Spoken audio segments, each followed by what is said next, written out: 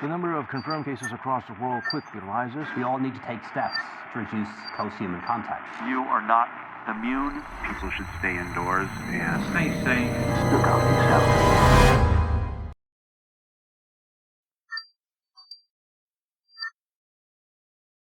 Hey guys, welcome back. This is Tom and this is the ApocaLICKse Chapter 2. So, another day, another lick, and another section. So, here goes. So, as you can hear, this is a little bit on the shorter side, which is good for me, and I don't have to talk as much.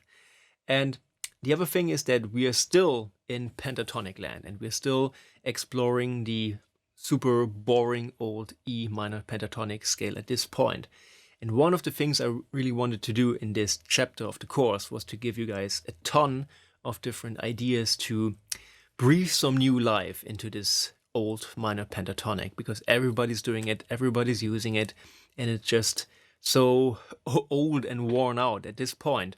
But at the same time, I feel that we can still bring some new approaches to that scale and some new creative ideas. So I do hope that you have been taking away some new ideas for that situation so far. And here's another one.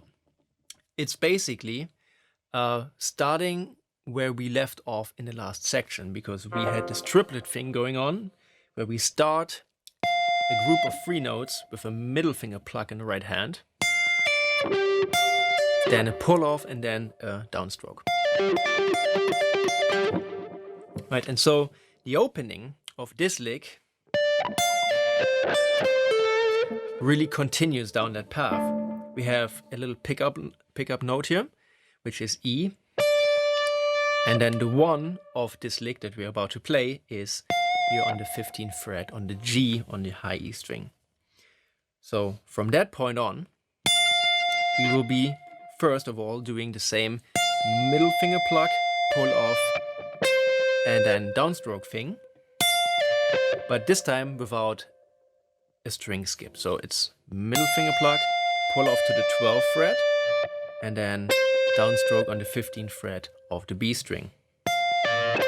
But now, instead of continuing on in that same way that we did in the last section, we will be going up to the E string with a upstroke and then sweep with another upstroke to the B string. So upstroke on the 12th fret E string, upstroke on the 15th fret on the B string.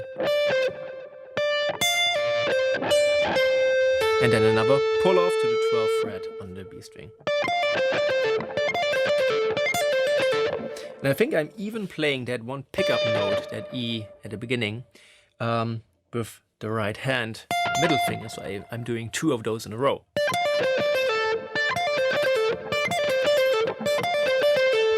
Which is kind of odd, but it has a certain sound that I find to be a lot fresher than just the same old techniques that we've always used.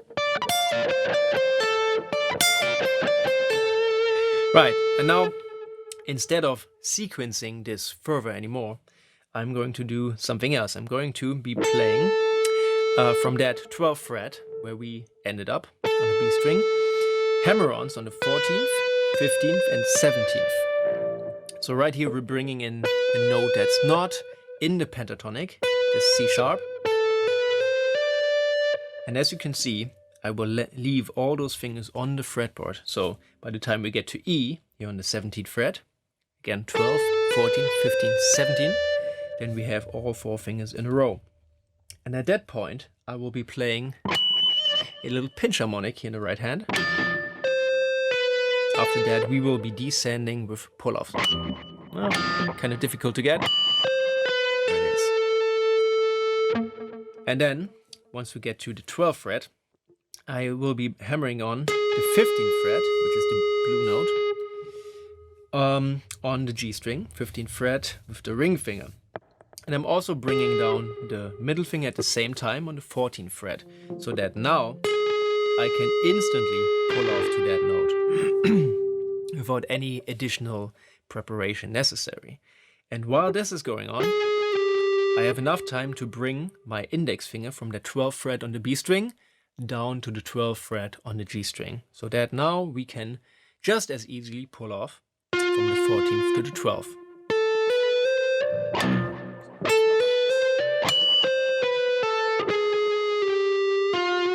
There you go.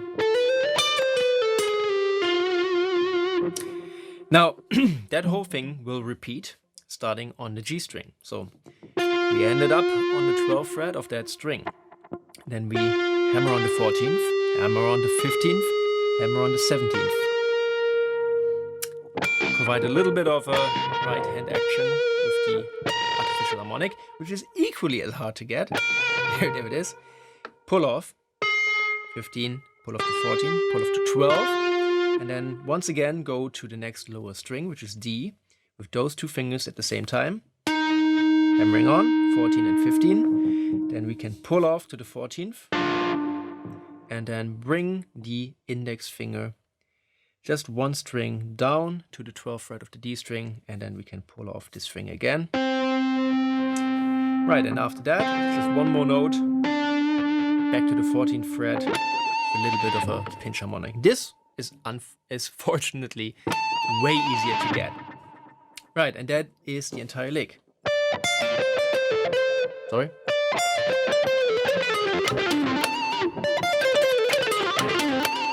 And that is basically the entire lick.